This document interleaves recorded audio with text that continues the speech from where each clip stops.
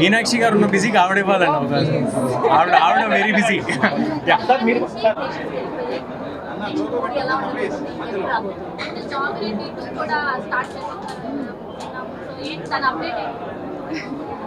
ప్రతిసారి సినిమా మొదలు పెట్టే ముందు ఎక్స్పెక్టేషన్స్ అంటున్నారండి. అదే ఆ ఎక్స్పెక్టేషన్స్ కొంచెం భయంగా ఉంది. బట్ మన చేతిలో ఉన్నంత వరకు 100% ఎఫర్ట్ పెట్టి చేయడమే కదా, అయితే డెఫినెట్గా చేస్తాను. అండ్ జాంబిరెడ్డి 2 డిస్కషన్లో ఉంటుంది, మిరాయి 2 కూడా ఉంది. We have to see.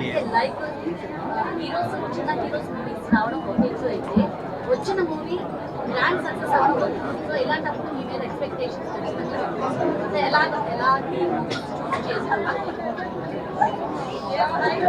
అంటే నేను ఆల్రెడీ చేసిన సినిమాలకి సీక్వెన్స్ చేస్తున్నా అండి ఇప్పుడు. సో ఒక 2 ఏళ్ళ వరకు అయితే అదే పని.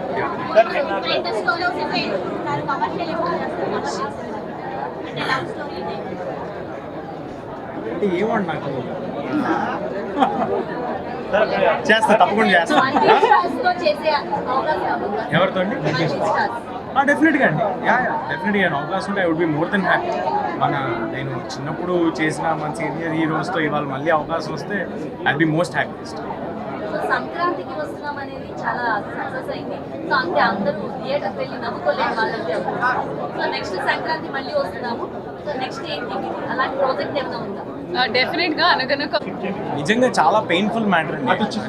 లాస్ట్ టైం నా సినిమా లాంచ్ అప్పుడు దాంట్లో చెప్పాను, మనం ఒక 1 నెల రోజులు కష్టపడి ఒక జీతం సంపాదించిన తర్వాత దాన్ని మనకు తెలియకుండా మన ఇంట్లో నుంచి తీసుకెళ్ళిపోతే ఎంత పాపమో, మనిషి చూడటం కూడా అంతే పాపం. కానీ ఒకళ్ళది కాదు తీసుకెళ్తుంది, 200-300 మంది కలిసి పనిచేస్తారు. ఎన్నో ఆశలు, హోప్స్, డ్రీమ్స్ పెట్టుకొని చేస్తారు.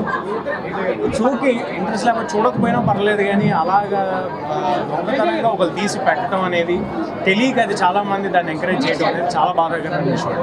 ఐ హోప్ ఇప్పుడు అవేర్నెస్ చాలా పెరుగుతుంది, చాలా సపోర్టివ్గా ఉన్నారు ఆడియన్స్ కూడా. ఎక్కువ రోజులు ఉండదండి ఇది కూడా, ఇట్స్ సైకిల్.